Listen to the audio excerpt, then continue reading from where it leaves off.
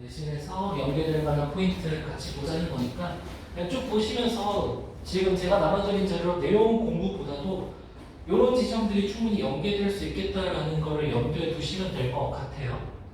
일단은 우리 직구에 대해서 얘기하자면 목요일이지 목요일 다음 주 목요일 그렇지? 일주일도 채 남지 않았는데 자 다음 주 목요일 직구할 거고 이때 시험 마치고 오는 거죠 그렇죠 여러분들 그래서 점심 먹고 일단은 뭐 기본적으로 우리 항상 2시까지 왔으니까 2시까지 오시되 조금 스탠스를 달게 할게요. 물론 웬만해서 여러분들 그냥 집 간다면 내가 보내주긴 했는데 이번에는 그래도 내가 확실하게 좀 점검을 해야 될 것 같아. 여러분들이 확실하게 제대로 하고 있는지 못하고 있는지 이걸 점검을 해야 되니까 그냥 와가지고 못해도 그래도 한 3, 4시간? 3, 4시간 좀 앉아있는다고 생각하세요. 그래서 당연히 본문암기 제대로 돼 있는지 확인할 거고요. 이 본문암기는 물론 교과서도 그렇고 그 다음에 우리 그 기출도 동일한 방식으로 물어볼 건데 이 기출 같은 경우에는 제가 이때는 지금 해설에다가 구멍 뚫어놨잖아. 이때는 선지랑 그 다음에 보기 있으면 보기에다가 구멍 뚫어 놓을 거예요. 그래서 여기 정답지만큼은 구멍 많이 안 뚫려 있을 테니까 너무 부담 갖지는 마시고 대신 정답지에 구멍 뚫리는 거 꼭 한번 해보시면 좋을 것 같아요. 확실하게 이 되게 깔끔하게 정돈되어 있거든 내용 자체가. 그래서 그거 읽어보면 훨씬 더 작품 이해하기가 좋을 겁니다. 거기다가 이제 여러분들 뭐 학교 필기라든지 그런 것들 얹어서 같이 암기해 두시면 될 것 같고 그 다음 달라지는 거는 제가 그거 해드렸잖아 항상 이거 이렇게 해가지고 점검에서 어떤 내용들 핵심이냐 이런 것도 해드렸는데 이번에는 그냥 여러분들한테 시키려고 합니다. 이것도 괜히 이거 내가 해주면 그렇게 의미가 없는 것 같아. 내가 해주는 게 그러니까 이제 여러분들로 머릿속에서 점검이 되는 것 같긴 한데 그냥 가장 중요한 게 내가 여러분들이 잘 하고 있는지 잘 외웠는지를 점검하는 게 내가 해야 될 일인 것 같더라고요. 그래서 이거를 한번 여러분들한테 시켜볼 거니까 그냥 이때 꼼꼼하게 이제 구절 분석이라고 생각하시면 될 것 같고 본문 구절 분석 그 다음 여기서 이제 핵심 요약본 내가 중요하게 생각하는 그런 포인트들 쭉 한 다음에 요거 저한테 검사 받고 통과가 됐을 때 가시면 돼요. 어떤 느낌인지 알겠지? 그래서 그런 식으로 해볼까 합니다. 그런 식으로 해볼까요?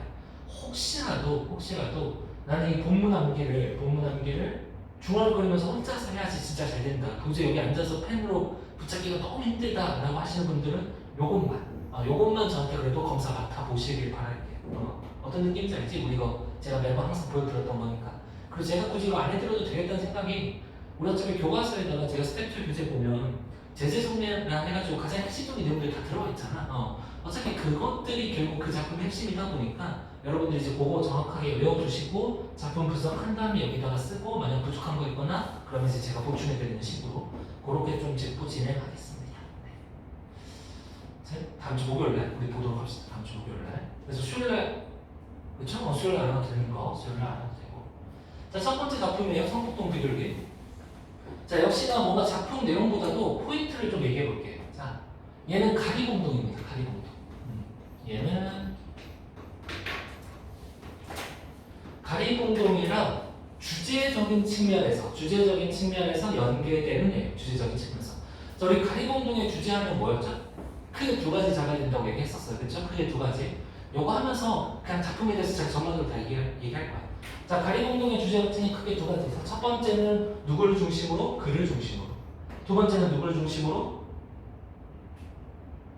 임시. 임시. 정말 이름 생각이 났어. 임시를 중심으로. 자, 이렇게 해가지고 주제의식이 2개 잡힙니다. 자, 그는 어떤 사람이야? 소시민이죠, 소시민. 자, 그는 소시민이기 때문에 이 작품을 뭐에 대해서 얘기하는 거다? 이해타산적인 소시민의 모습을 비판하고 있는 게 하나의 주제의식인 거야. 그치? 두 번째는 임시가 바로 어떤 사람이에요? 도시와 산업화 과정에서 소외된 도시 빈민층인 거잖아. 그래서 임시의 삶과 그 다음에 우리 학습활동, 요건 학습활동 진짜 중요해요. 학습활동에서 누구? 바로 스웨터 공장 사장, 2 사람의 삶이 어떻게 됨으로써? 대비됨으로써 2 사람의 삶이 대비됨으로써 뭐가 나타난다? 바로 이 사회 구조적인 모습. 열심히 일하는 임시는 못 살고 있고 부도덕한 자본가인 공장 사장은 너무나도 잘 살고 있는 그러한 모습을 통해서 사회 구조적 모습을 보여주는 거. 이게 2가지 문제의식이라고 보면 될 것 같고 그 다음에 내용적인 측면에서 요거 오해하시면 안 되는 게 임씨랑 공장 사장의 갈등이 나타난다, 나타나지 않는다. 우리 발췌된 부분에서는 없는 거야, 그렇지? 삶이 대비되는 겁니다. 삶의 대비를 통해서 이렇게 두 가지 주제의식이 잡히는 거고, 자, 그 중에서 성북동 비둘기는 뭐랑 연계되는 거냐면 얘랑 연계돼요. 도시화도 도시화 과정에서의 소요 문제의식이랑 연계되는 작품이 성북동 비둘기야. 그러니 아까도 말씀드렸지만 이거를 작품 내용 나온다고 해서 달달달 외워두거나 암기할 필요가 전혀 없어.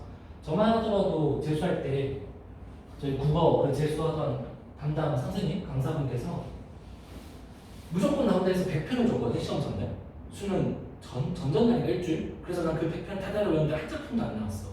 그러니까 이제 거기서 포인트는 이제 어떠한 주제들이 나오는지 그런 가장 뭐랄까 좀 거시적인 측면을 바라보면 될 것 같아요. 그래서 아까 말씀드렸듯이 여기서 도시화 과정에서 소화인 거고, 그런 점에서 요거 하나만 체크할게요. 성북동 비둘기 요거 하나 체크합시다. 성북동. 그래서 의미 보이시지? 여기 파괴되어가는 자연, 그 다음에 문명에 의해서 소외되니까.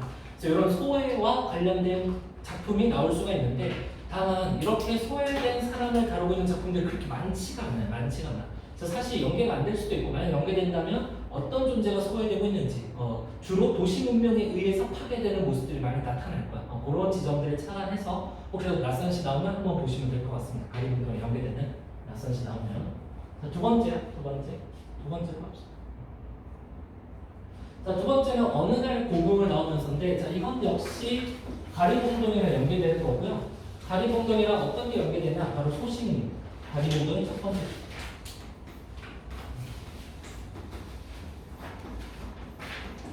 이해타산적인 소시민성을 비판한다라는 가리봉동의 첫 번째 주제와 연계되는 작품이야. 그래서 어느 날 고궁을 나오면서에서 두 가지 포인트만 짚으면 여러분들 충분히 내용이 파악이 될 거예요. 어떤 포인트냐? 첫 번째, 이 부분. 왜 나는 조그만 일에만 분개한다. 조그만 일에만 분개한다. 자, 이것과 대비되는 게 바로 이런 것들이죠. 왕궁 대신, 왕궁의 음탕 대신에 뭐에다 분노하고 있다? 50원짜리 갈피가 기름 덩어리만 나왔다. 돼지 같은 주인한테 욕을 하고 옹졸하게 욕을 하고. 그래서 지금 자신의 어떤 거에 대한 성찰과 자조가 드러나는 거냐면 바로 소시민성에 대한 자신의 화자, 소시민성에 대한 반성과 그 다음에 자조적 태도가 드러나는 부분입니다.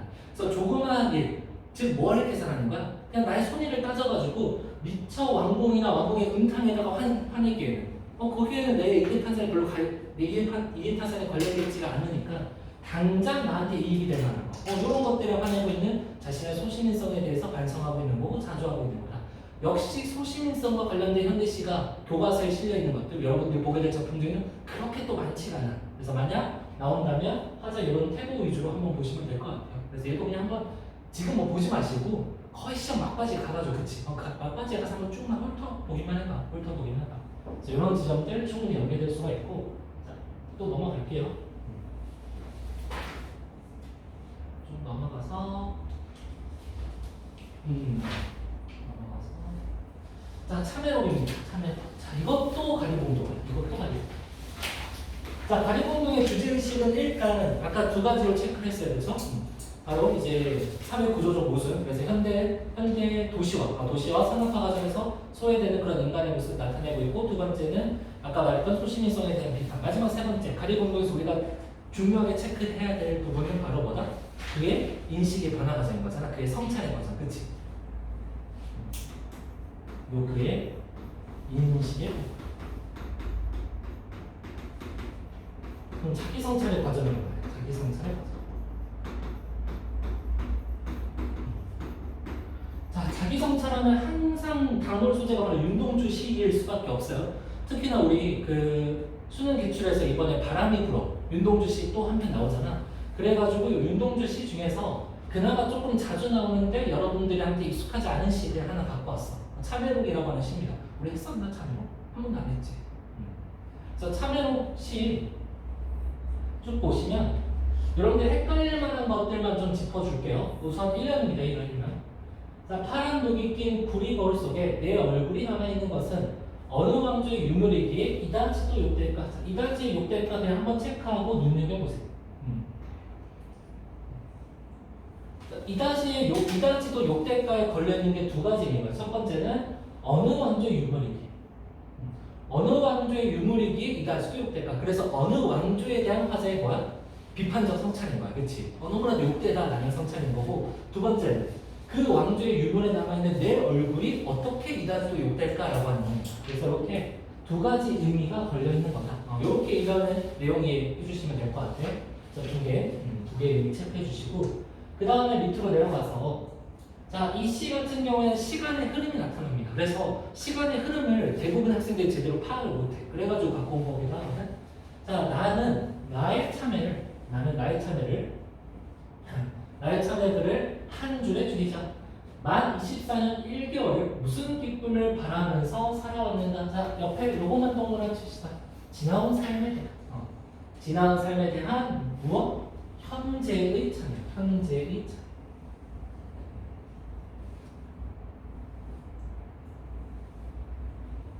그 다음, 자, 내일이나 모레나 그 어느 즐거운 날에 나는 또 한 줄의 참여록을 써야 한다. 그때 그 젊은 나이에 왜 그런 부끄러운 고백을 했던가. 그러니까 미래 상황을 가정하면서 아마 나 미래에 가게 되면 또다시 오늘 날을 반성하게 될 거야, 이런 얘기 하는 거야. 그래가지고 윤동주 시인의 가장 어떤 특징? 부끄러움의 특징이 잘 나타나는 거죠. 그러니까 난 지금도 부끄럽고 앞으로도 계속 부끄럽게 살아갈 거다, 이런 얘기를 하고 있는 겁니다. 내가 무슨 수를 쓰든. 그래서 여기서는 요거 밑줄 치시면 돼요. 자, 현재의 참여고 뭐다? 미래 상황에서 하는 참여다. 미래 상황에서 하는 참여다. 이렇게 해가지고 시간의 흐름 나타나는 거 기억해 주시고요. 혹시라도 과거 상황이 나오느냐라고 한다면 요 부분, 요게 이제 가로치고 옆에다가 과거라고 해주시면 돼요.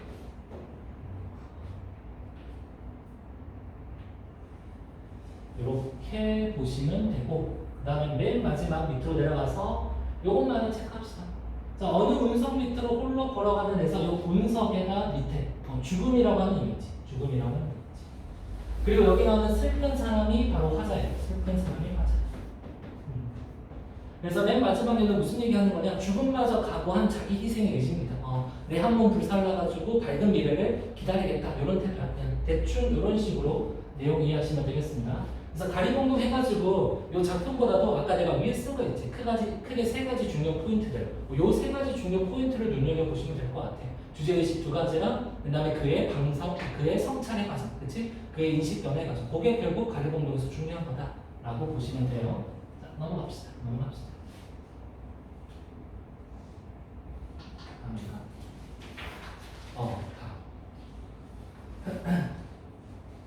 자, 얘 같은 경우는 우리 그거 새 한수만. 자, 한수만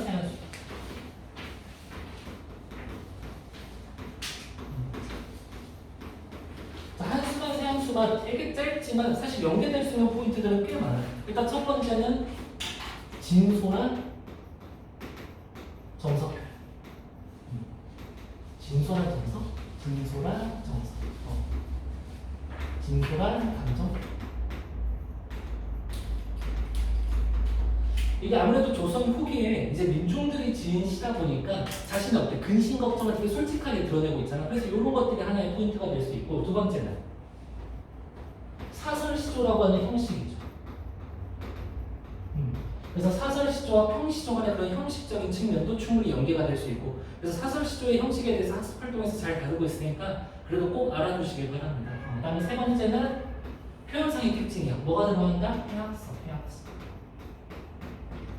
그리고 어떤 거? 열거. 이런 것들 있잖아. 그렇지? 사설시조가 갖게 되는 그런 표현상의 특징들. 특히나 해학성과 관련해서도 충분히 연계될 수 있다는 거. 그 생각보다 연계될 수 있는 포인트들이 되게 많고요. 앞에 있는 거는 바로 1번과 관련된 겁니다. 삶의 고뇌와 시름은 어떻다? 되게 일반 평민들이 솔직하게 드러내는 작품들이 조선 후기에 많이 나오더라. 그래서 그런 것들 여러분들이 체크하시면 되고, 그냥 눈을 한번 좀 읽어봐봐. 아까도 말했듯이 막 내용 자체가 엄청 중요하다기보다도 여러분들이 이런 포인트들 잡는 게 더 중요하다고 생각이 들거든요. 그래서 한번 쭉 읽어보시면 되고, 해설 다 있으니까. 자, 넘길게요.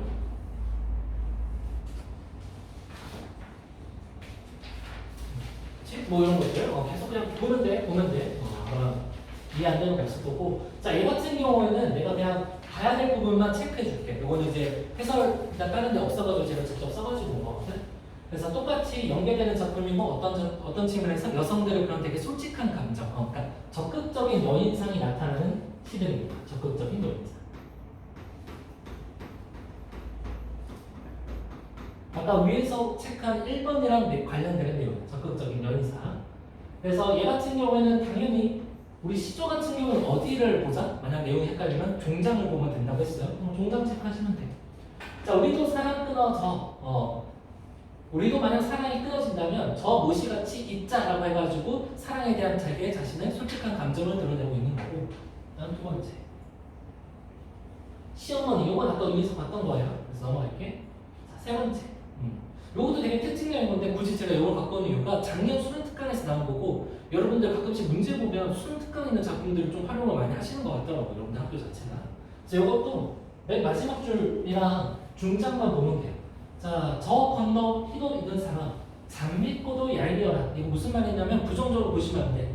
저 희도 입은 사람한테 첫눈에 반한 겁니다. 첫눈에 반해가지고 내 서방으로 삼고 싶다라고 하는 거. 어때? 되게 솔직하게 드러나고 있지. 이런 것들이 당시 여성이 자신의 주장을 당당하게 드러낸다거나 자신의 감정을 솔직하게 드러내는 사회 풍조가 아니었어요. 이제 이렇게 정서를 적극적으로 드러낸다는 게 포인트인 거고. 자, 근데 내 서방으로 만약 못 된다면 차라리 벗의 서방으로 만들어서 난 그냥 내 벗의 친구나 이 얘기인 거야. 그러니까 벗의 서방으로 만들어서 계속 그냥 두고 내 옆에 두겠다. 뭐 이런 것들. 되게 완전 파격적인 내용이잖아.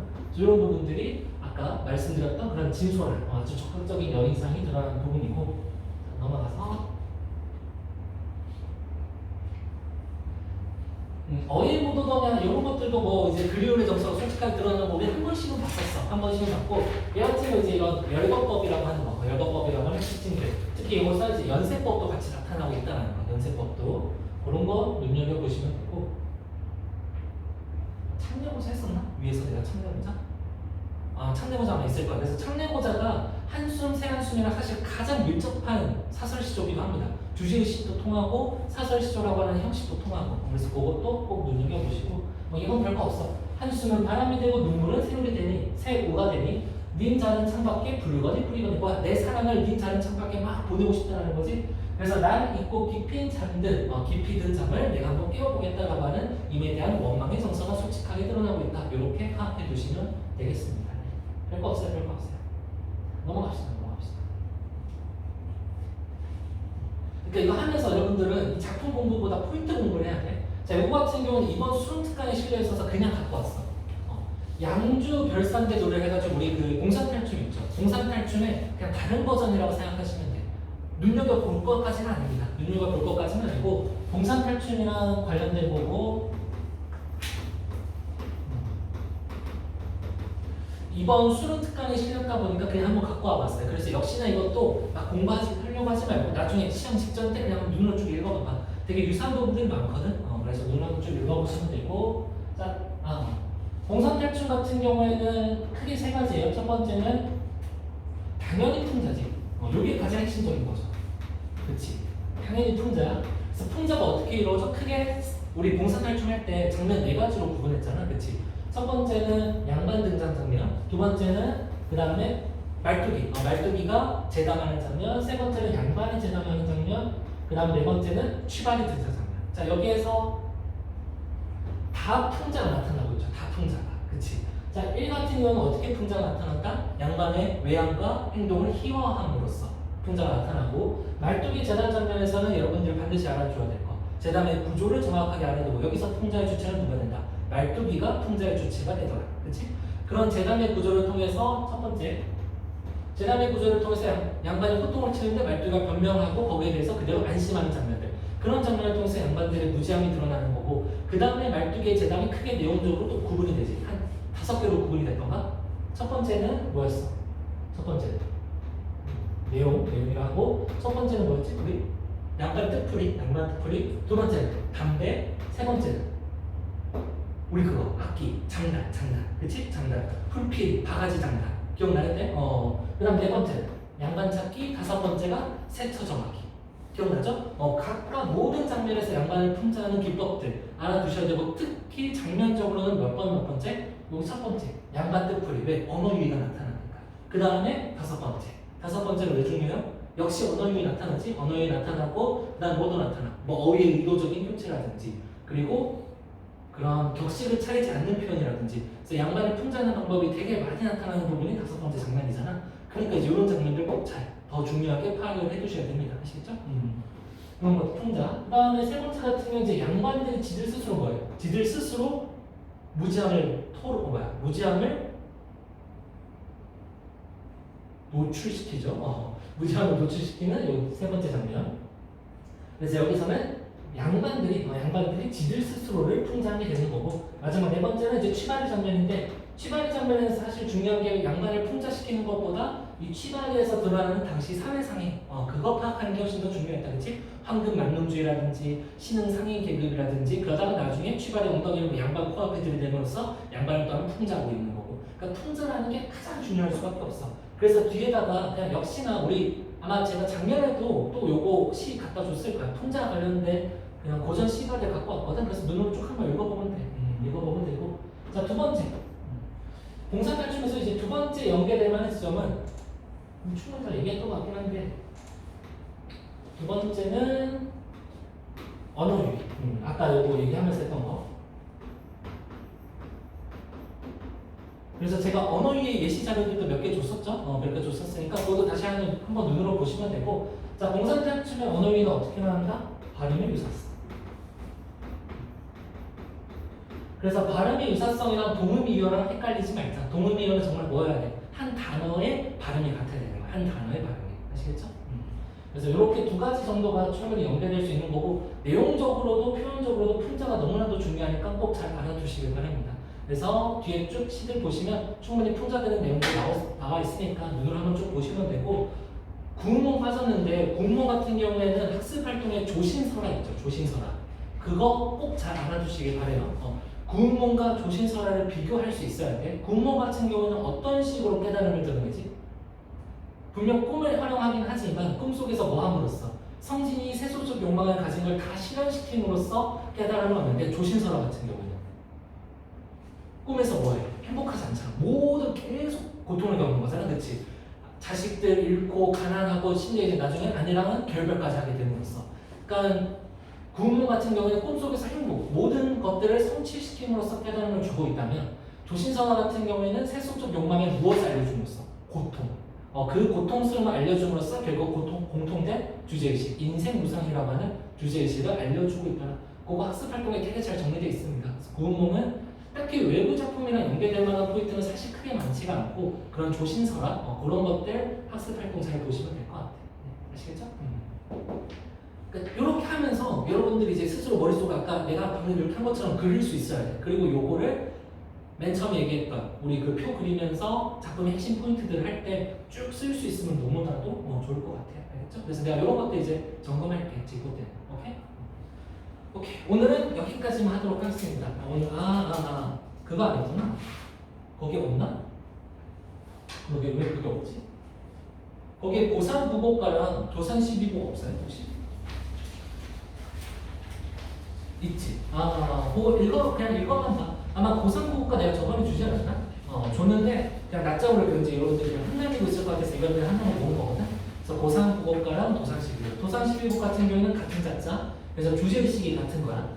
그래서 여러분들 도산 12고 밑에 보면 언합 1수라고 되어 있죠. 언합 1. 도산 12곡의 첫 번째 쪽에서 맨 밑에 수. 아마 언합 1이라고 되어 있을 텐데. 그치. 거기서부터 학문 수양에 대한 내용이 시작이 되는 겁니다. 그러니까 거기서부터 같은 주제의식이라고 보면 돼. 그 다음에 고3 국어과 같은 경우에는 그냥 유사 관례라고 보시면 돼요. 우리 저번에 얘기했듯이 그냥 자연 친화를 다루고 있는 거다. 같은 연시조기도 하고. 그래서 그거 두 개 역시나 나중에 한번 시험 보기 전에 읽어보시면 될 것 같습니다. 자, 정리합시다. 정리하시고 혹시라도 뭐 궁금한 거 있으면 물어보셔도 되고요. 좀 더 공부하고 싶으시면 공부하다 가셔도 되고. 오늘은 일단 여기까지 하도록 할게요. 1분 잠깐만 나와서 저랑 얘기 좀 하고.